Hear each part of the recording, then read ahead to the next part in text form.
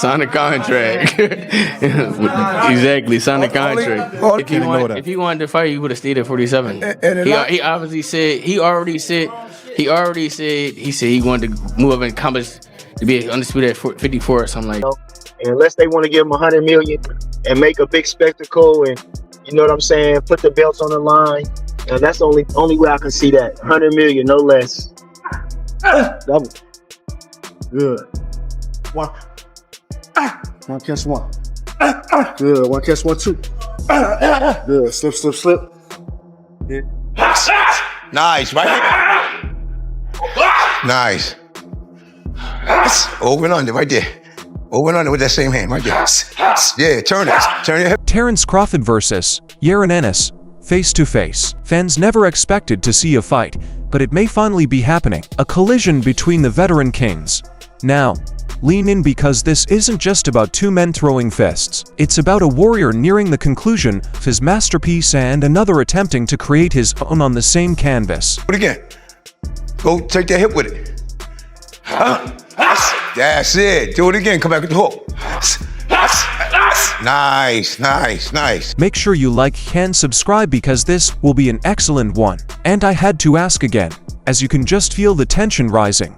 Jaron Ennis is entering the same division that Terence Crawford once ruled, the 154-pound super welterweight class. Crawford dominated before shocking the world by challenging Canelo Alvarez. For Terence? Yeah. If I was Terence, I would retire.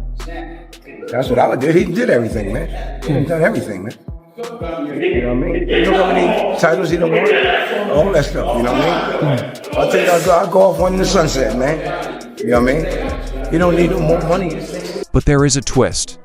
According to Ennis' father, noted trainer Ennis, this fight should not even take place. He claims if he were Terence, he'd hang up his gloves right now. No more belts, no more conflicts, and no more proving oneself. Just a permanent legacy. And then there's Crawford, the undisputed champion, fresh off one of the greatest runs in boxing history, who is discreetly hinting at retirement unless someone offers him a mind-boggling $100 million.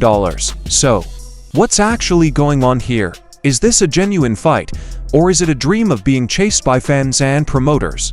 Because if Crawford decides to fight Ennis, it could be the most deadly generational fight boxing has seen in years. If this bout takes place, it has the potential to permanently alter the boxing scene. I'm trying to tell you, 154, man, it's mine. 154 is mine, and they're gonna see, you know, and they're gonna see, you know. Just stay tuned, and like I said, when I handle business October 11th, we're gonna see. The boxing world erupted when Jaron Ennis announced that he was moving up to 154 pounds. Terence Crawford previously dominated this weight division, and this isn't just speculation. It's actually happening. Ennis' debut at the new weight is scheduled for October 11th, when he will face Usima Lima in a WBA championship eliminator. Win that battle, and he'll be one step closer to a world title, and possibly from Crawford. However, as the news circulated, it wasn't the fans who took the attention. It was Ennis' father. Terence can fight, and he can box. He can fight. He'll fight this side. He take chances, man. You know what I mean? And that's how you be great, man. And he one of the greatest out there now. I think he's great. Ennis told reporters something that surprised everyone. This fight shouldn't even be happening. He stated, and I quote, "If I were Terence, I would retire. He has done everything." That statement created a shockwave across boxing circles. Mostly every round. If you want to give him 2 rounds, you can give Canelo 2 rounds. Other than that, well, Terence was great, man. I told everybody, they told me he can't beat him. I said, yes, he can.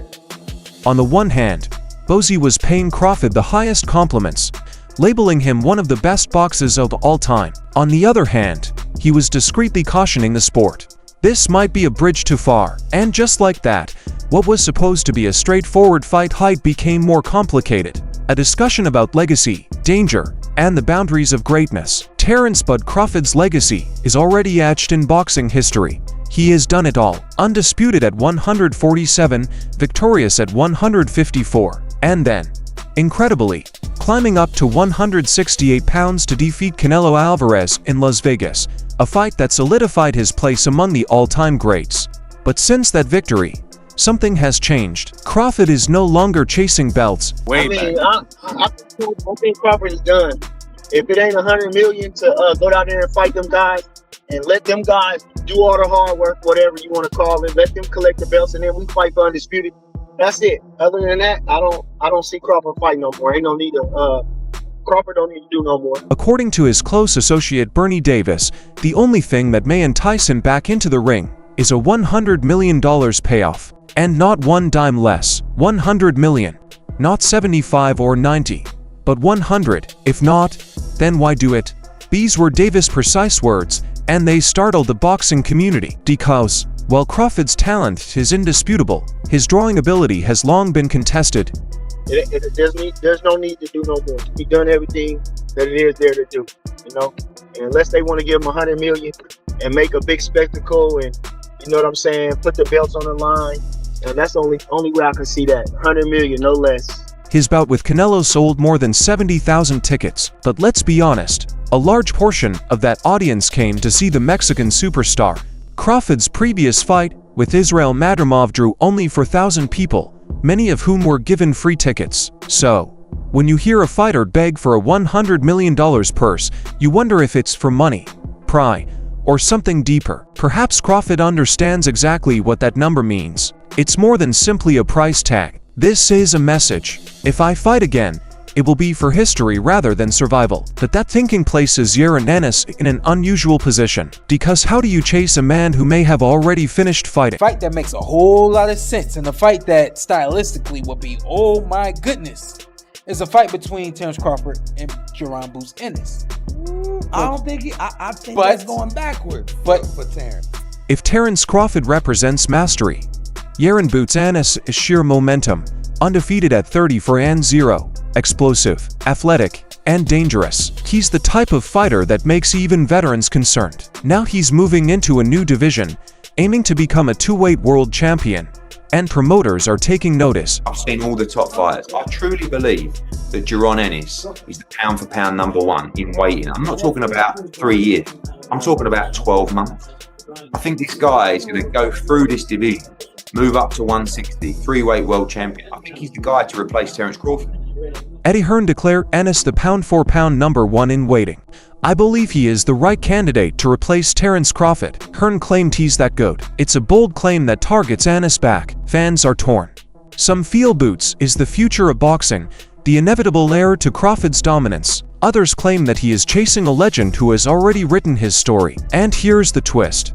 Even Ennis's own team is unsure whether this bout should take place. His father may see the grandeur in his son's eyes, but he also sees the danger in Crawford's experience, since facing Terence Crawford requires more than just skill. It's about getting into the ring with a man who has mastered every style in the book. I told everybody that.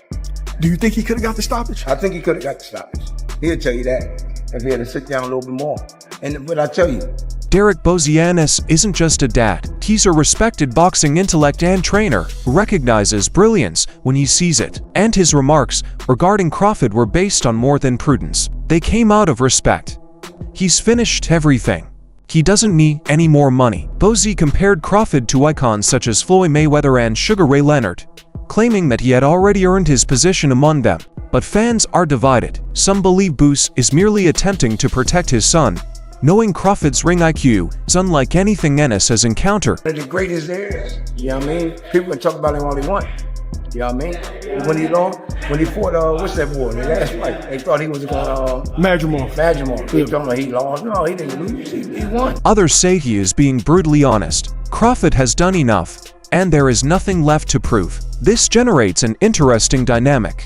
A parent looking to leave a legacy for his son, and a fighter wanting to take it from someone else. It's the traditional passing of the torch story, but only if Crawford agrees to light it. And, while one camp is cautious, the other is unsure what will happen next. When Andre Ward asked Crawford about his next move on All the Smoke, the answer surprised everyone. Everything's up in the air right now. I'm just, enjoying my family, enjoying, to be able to say, look what I accomplished, or what I'm about to accomplish next. I'm chilling, Crawford remarked. I am not sure what I am going to do next.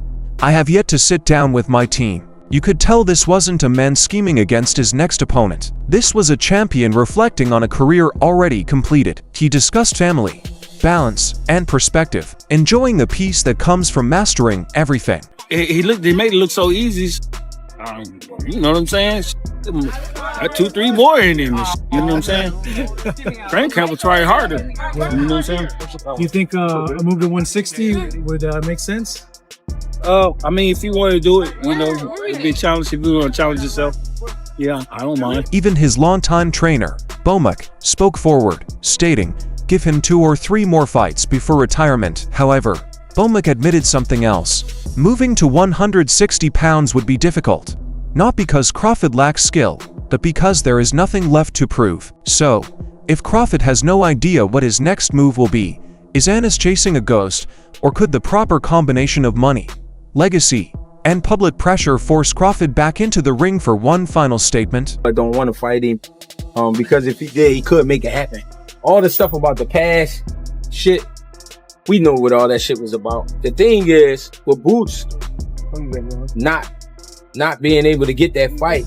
Just as things began to calm down, trainer Greg Hackett poured gasoline on the fire. When asked about Crawford and Ennis, Hackett did not spare his remarks, but does not want to fight him. If you're not going to fight him, don't mention it.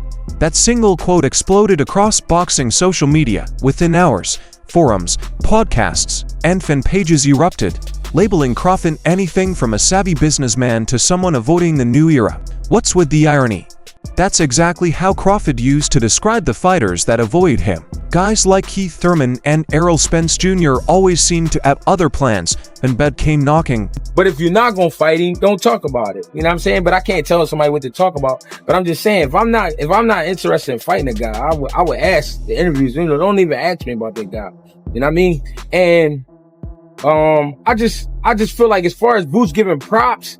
Now, years later, the tables have turned. Crawford is the hungry young lion at the top, peering in from the outside. And Hackett's jab cut deep because it struck a nerve. Is Crawford becoming the very thing he once fought against? The champion who closes the door rather than opening it. If I don't want to fight a guy, I won't even talk about him, Hackett remarked. But it is just me. That line stuck. Fans debated it for several days. One side stated that Hackett is correct. Crawford is preserving his legacy, not his ego. The other person responded, if you're still talking, you're still fighting, at least verbally. And while that storm raged online, another name quietly entered the fray, one that had everyone sitting up. Turki Alashik, the Saudi sports magnate behind Ryan's season, decided to boost the ante unexpectedly. He publicly proposed Crawford's next opponent should be David Benavidez, the WBC light heavyweight champion. That's right, Benavidez versus Crawford. Another surprising fantasy matchup, but Benavidez shut it down quickly. Let Crawford live, he instructed the ring. That is his weight class. And that was all, or so we thought, because behind the scenes, Matchroom Boxing was making its own powerful move. Eddie Hearn confirmed a major relationship between Matchroom and Turki Alashik for the Riyadh season, an agreement that is not solely about boxing. It is about establishing Saudi Arabia as the world capital of combat sports. That implies money, large sums of money, the kind of money that would make even Crawford's $100 million demand appear reasonable. So, if Saudi Arabia wants to hold another mega fight and its popularity continues to rise, might Crawford versus Ennis become a reality? Because Riyadh can afford it.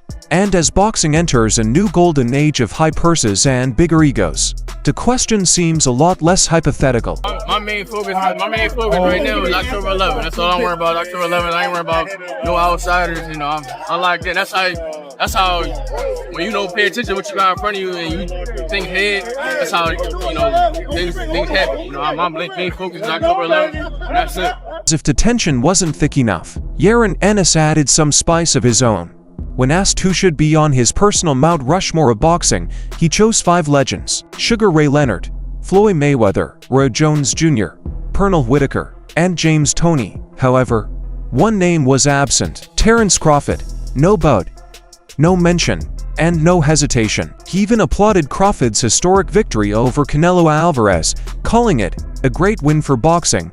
But when it came time to discuss greatness, he left him out. That, in the realm of boxing, says it everything. Crawford's fans perceived it as disrespectful. To others, it represented confidence. A young combatant declares, "I am not worshipping you, I'm going to replace you." Crawford almost certainly heard it. And, while he may not reply publicly, he is the type of competitor who discreetly records those times, personally, because if there's one thing that drives a legend, it's being told he doesn't belong with them.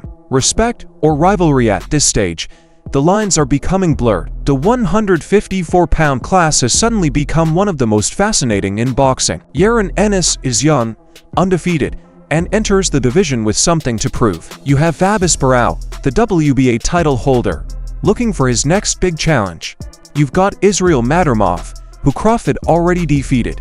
And hanging over them all is the question of whether Terence Crawford will return to retake his former reign. Here's how it might play out. On October 11th, Ennis takes on Wismail Lima. If he wins, he will be the WBA mandatory. His next logical step is a title fight with Bal. Assume Ennis wins that. 2. He is the 154-pound weight class world champion. That's when the cries for a Crawford bout get loud. However, the biggest unknown remains. Money. Would Crawford return for less than $100 million? Or is this entire story the Nis callouts, the conjecture, the trainer talk all for one last big payday? Because, for all of Crawford's brilliance, even his teammates recognize it. He does not need another conflict. We heard him fight week. No retirement. No retirement. He'll make all the big. But look, man, look, that's the thing. You know, you gotta have strong will. You know, because a lot of things gonna be thrown at you. But it's up to you to, know what's right. What if the final struggle isn't for money? What if it's about legacy and demonstrating that the monarch of yesterday can still rule tomorrow? Terence Crawford says he's had enough. Jaron Ennis says he's only getting started. However, if their paths cross and this bout takes place, it will be more than just another night in the ring. It will be a battle between Aries, the master of precision, and the prodigy of might. Legacy versus hunger. One man fights to secure his immortality, while the other seeks it. So, if this struggle takes place, who will emerge victorious? The legend or the legacy?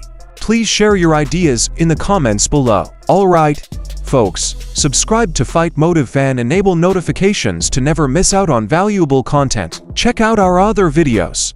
Until the next time, peace out.